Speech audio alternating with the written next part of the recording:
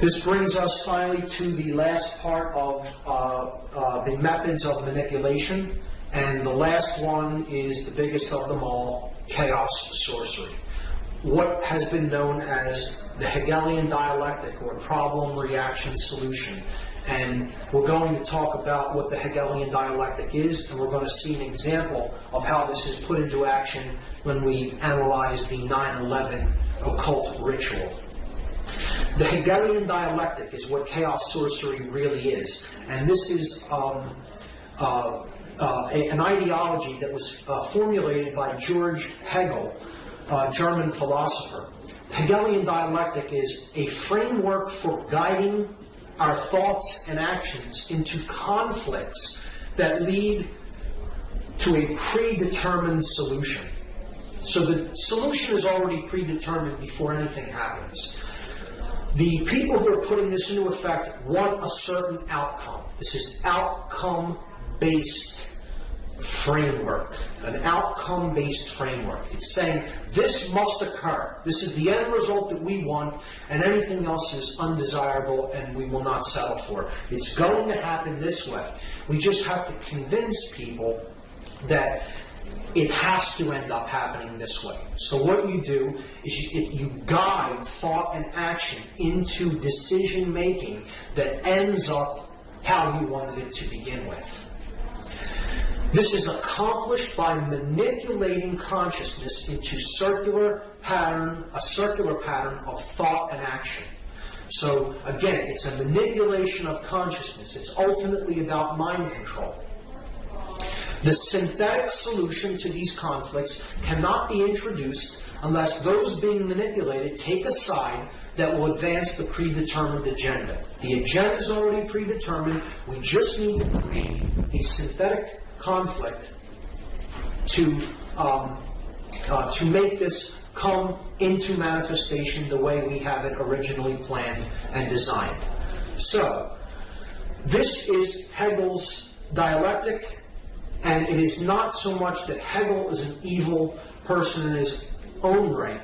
This is another perversion. How chaos sorcery is used as an example of the Hegelian dialectic is it's a modified version of this dialectic for a dark purpose, for manipulation. The researcher David Icke has called this problem, reaction, solution. And it's a great term for it because it describes it perfectly. You create the problem to get a reaction, and then you offer the solution. The solution was already predetermined. But I like to call it chaos, confusion, opportunity, because I think it more accurately describes what the process that's taking place is really about. You want to create chaos. You need a chaotic situation created, because the reaction that you're looking for is confusion, not knowing what to do or how to act appropriately to the situation. Once confusion enters the mix, you have fear-based consciousness. So the person is willing to accept all kinds of limitations and control to go back to order. And therefore, that's your opportunity to bring in your predetermined solution and get them to go along with what you originally wanted. David Rockefeller described the Hegelian dialectic perfectly. He said, "We are on the verge of global transformation. All we need is the right major crisis, and the nations will accept the new world order." And it's not the light one that he's talking about. This was the major crisis that they introduced.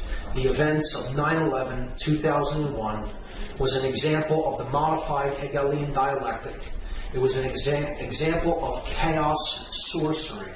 It was an occultic ritual of human sacrifice that involved three major examples of occultic symbology and ideology in the work to create the synthesis that they were looking for. And those three occult schools or occult ideologies that were employed on that day, the symbolism of which was employed on that day, was Kabbalah, Tarot, and Freemasonry. Now, before we get into any confusion at all, I want to state emphatically that I do not believe that any of these systems are evil in and of themselves. It is how occult sciences are used, occult knowledge is used by the practitioner to what end that determines whether they're wielded for good or evil. So it is not these practices or these systems that are of knowledge that are evil in any way. They are simply knowledge, and it is how they are used. Let's get that straight right off the bat. So, these three systems of occult knowledge all encode within them the understanding of human psychological makeup and human consciousness. And the ritual of 9/11 is ultimately about the destruction of that knowledge and keeping the truth down, keeping our awareness down, destroying our awareness, destroying consciousness. So we're going to look at some examples of this occultic iconography and symbolism that was used on that day. The most glaring example of which is in tarot. This is the tarot image known as the Tower. It's a card that represents the end of an old way of things and the birth of a new way of things. It's the destruction of something that is old and worn down and the building of something new in its place. One thing is being cleared to make way for something to be put up in its place. Okay? So that's the Tower. It is depicted as being struck by a bolt of lightning, on fire, with people toppling out of the windows. And that is exactly what we saw on the day of 9/11, 2001. We saw towers that were struck by forces. They were on fire, and people were leaping from the windows. So clearly, the occultic symbology of this particular tarot card was employed on that day. Whether this be totally by design or it be synchronicity, I'll leave that up to the audience to decide.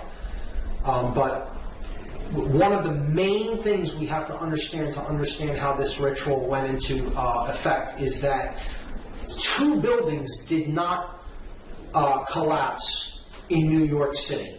3 buildings came down on that day in New York City alone. Many people still do not know this or understand it, amazingly, because the mainstream media only showed the collapse of this building here to the right only one time and never really showed it again, unless you go on the internet and search for the video of the collapse of World Trade Center number 7. Some people are still unaware that a 3rd building came down at 5:20 p.m. on that day. So we have to understand first that not only the Twin Towers collapsed into their own footprint, but so did Building 7, a 47-story steel, concrete and steel reinforced building, collapsed into its own footprint in approximately 6.5 seconds at 5:20 p.m. on 9/11/2001, when no plane had struck it. So I'm not here to argue the physics of 9/11. I'm not here to even talk about any of the aspects of the how part of 9/11, the physics or the how it happened. I'm much more interested in using my time to discuss the why and the implications of the occultic symbology employed in what I consider a dark occult ritual, a ritual that embodied the modified Hegelian dialectic. So the first thing to understand is 3 towers came down, 3 pillars, if you will, came down on 9/11, not 2. The first occult system that I'm going to look at in relation to 9/11 is Kabbalah. Kabbalah is an ancient Semitic form of occultism. Judaism takes some of its roots from Kabbalah, and this is the main symbolic structure, or this main symbolic icon of Kabbalism. It is known as the Sephirotic tree of life. This is known as the ladder to God. Okay? The levels that go up in consciousness to God. And there are 10 of these spheres on the tree. If you count them, there are 10 total. This is 1, 2, 3, 4, 5, 6, 7, 8, 9, 10. They're known as, these spheres are known as Sephirot. So the 10 Sephirot comprise the tree of life. Now in the books that describe this symbol, the Sephirotic tree, they're the Zohar and the Sefer Yetzirah. They look at it as that there are only 10 Sephirot. There are not 9 and there are not 11. This is specifically worded into these books. To speak of there as being any more or less Sephirot is considered like a blasphemy in Kabbalah, because there are only 10. So this is where part of the name of the ritual comes from. Not 9, not 11, but yet we have the ritual happens on 9/11. And we'll talk about the occult significances of the numerology as well when we explore that. But in Kabbalah, 9 and 11 are considered blasphemies against the 10 Sephirot, if you speak of there as being any less than 10 or any more than 10. And we also see that the symbolic numbers, the numbers of these buildings are symbolic when we relate the ritual to Kabbalah, because the buildings that came down were the Tower 1, which is the male tower. Okay? It has a phallic symbol on top. This is Tower 1 in the numbering system of the World Trade Center. The feminine tower is Tower number 2. And then this building is World Trade Center 7. So if we add them together, we get 1 plus 2 plus 7, and that equals 10. So we see there are 10 Sephirot. The building numbers total 10. So they're bringing down the 10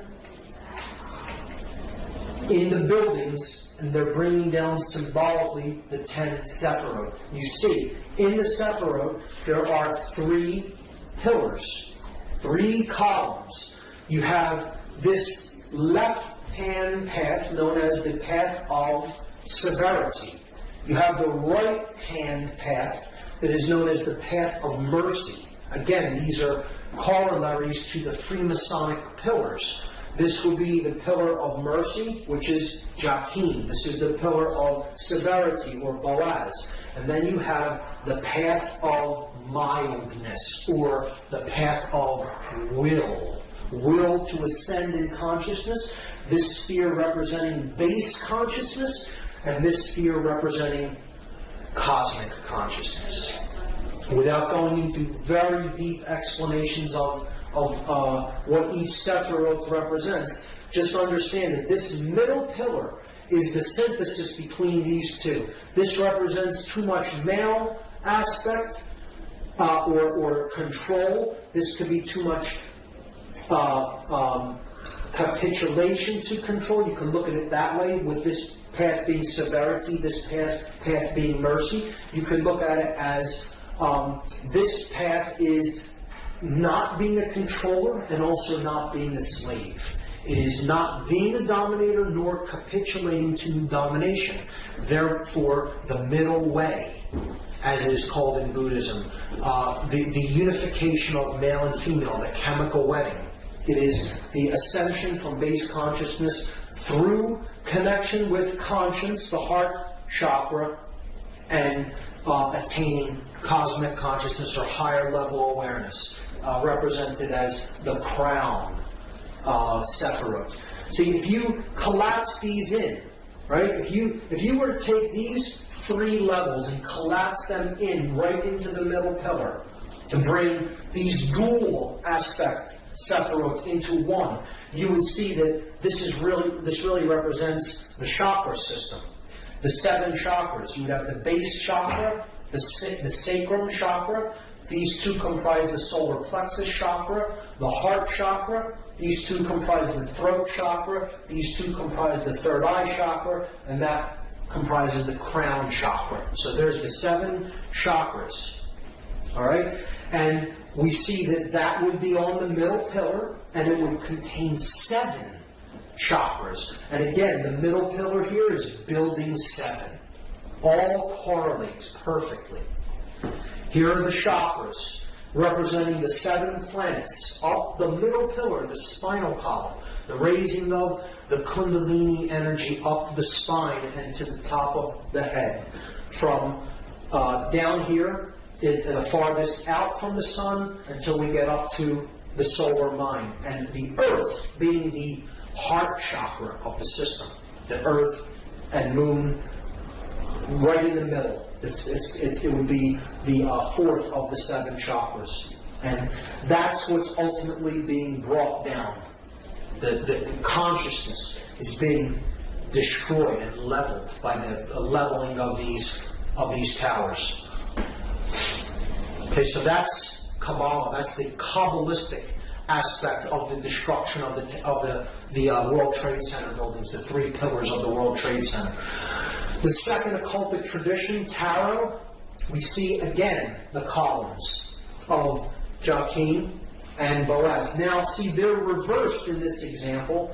They're the same way that they are in the Kabbalistic Sephirotic Tree of Life. But this is the male pillar, the light pillar, the pillar of mercy. This is the male pillar, because you're looking at the entrance of the temple. See, in the Freemasonic tracing board that we discussed, the light pillar is on this side because you're on the outside of the temple walking in. In this example, you're inside the temple looking toward the outside, and the goddess is seated in the temple, and she's veiled from the outside. So if you were to picture yourself walking in from behind her, right, and she's veiled, the Joachim pillar would be to your left. And that is the male pillar, and here we see the male pillar with the phallic symbol. The feminine pillar, see, it's on her right side. This one's on her left side. So you have the feminine pillar, which would represent Boaz. The masculine pillar here would represent Joachim. The middle pillar represents the goddess. Again, it's a sacrifice of the goddess. Once again, we see it happening. Here we see she's the moon goddess. She has the cross on her chest, the cross of the sun, that she carries within, that she gives birth to. Here we see that the Sephirotic tree is behind her, because Tarot, Kabbalah, and Freemasonry are aspects of occultism that must be studied in conjunction with each other to fully understand them. The goddess holds the book of truth, the Torah, the law, the truth, and it is veiled by her cloak because no one knows how the story ends. The future is still to be written.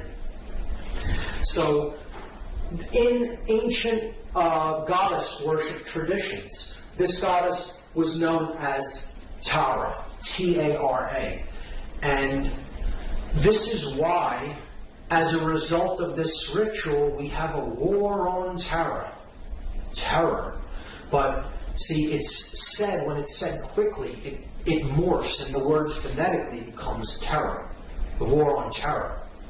The war on the goddess, the war on the sacred feminine, the war on our emotional feminine aspect, to shut down conscience and to simply follow orders, to do whatever we are commanded to do, to simply follow orders without conscience being involved. The sacrifice of the goddess, care, conscience, the sacred feminine principle of the individual.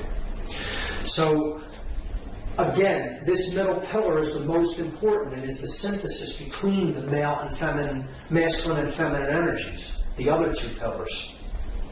So the third pillar is the the principle of truth, because another name for this goddess in Egyptian tradition was Taurt.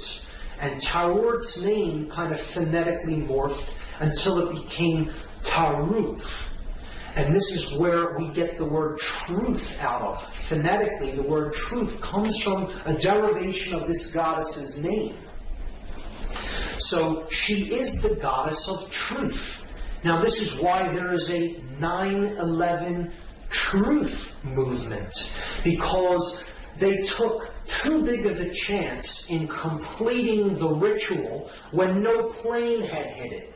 See, a plane was more likely than not scheduled to hit that building, or something was scheduled to hit that building, whether you believe it's planes or whatever you believe actually struck, or the force that was used to bring down those buildings, to me is irrelevant. The buildings did disintegrate. They were brought down, okay? And whether you believe it's controlled demolition or even a more exotic technology is irrelevant as far as I'm concerned. The buildings were brought down, and that's the main thing. And the middle pillar, which represents the goddess, it represents truth, it represents the path to higher consciousness, the unification of the masculine and feminine principles of consciousness within the individual, are being destroyed. Ritualistically, symbolically, we're destroying the sacred feminine. We're destroying care. We're destroying conscience. We're destroying consciousness. We're destroying truth. Okay, that's what the ritual is about. And that is why Building 7 had to be brought down. Something went awry in the plan. Whatever was supposed to happen physically to that building didn't happen when it was really scheduled to happen, because clearly these buildings were wired with explosives well in advance of the actual ritual taking place, because that, explosions did happen from within the building and no one could have wired them on that day. So something happened and they could not take it down as they wanted to, but they would not leave the pillar up. Because if they left it there, it would symbolically represent that the will still stands. The will to ascend in consciousness. It would symbolically represent that the truth still stands. That the goddess still stands. And they could not do that. They had to complete the symbolic interpretation of this mass ritual by bringing the middle pillar down, even if nothing had appeared to strike it, and that's why they brought it down at the end of the day. So that is the tarot aspect of it, and how the goddess ties into it. It is a symbolic sacrifice of the sacred feminine, of the goddess, once again. And now a clear example here of the three pillars that we've already seen in the Freemasonic tracing board. Again, the masculine or solar pillar of Joachim, the feminine or lunar pillar of Boaz, and then the pillar of Jacob, Jacob's ladder, the middle pillar, the one that gets you through the stargate, okay? It gets you to the all-seeing eye, right? The all-seeing eye, directing the entire operation, right? Takes you past that, through the stargate, to the realm where the true light is at, the intelligent principle of the universe. And this middle pillar is the synthesis between these two. So this is thesis, this is antithesis, antithesis, antithesis, and this is synthesis. That's the Hegelian dialectic. You are combining thesis with its antithesis to create the synthesis that you are looking for.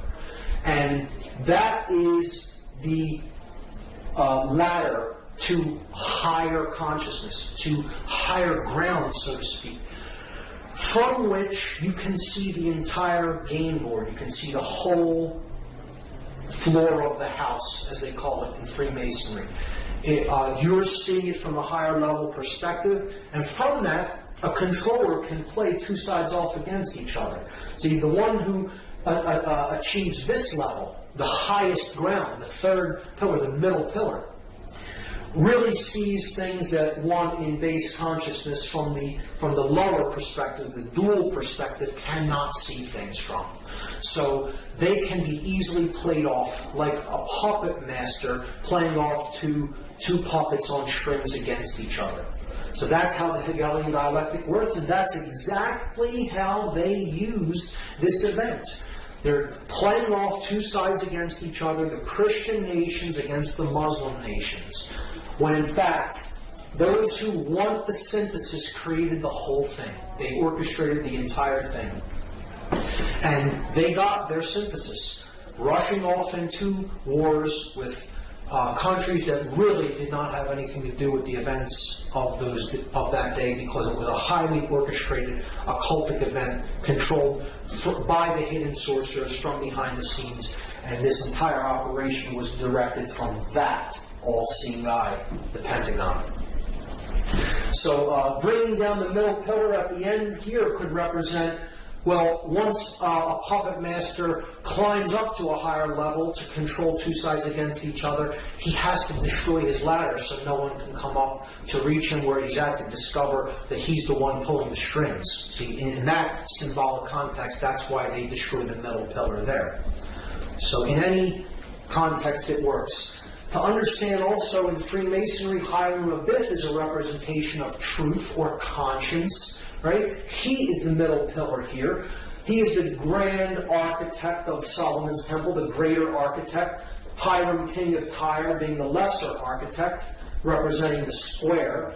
Hiram Abiff represents this G in the middle, the grand architect. He is the grand architect for Solomon, who represents the compass on the Masonic compass and square.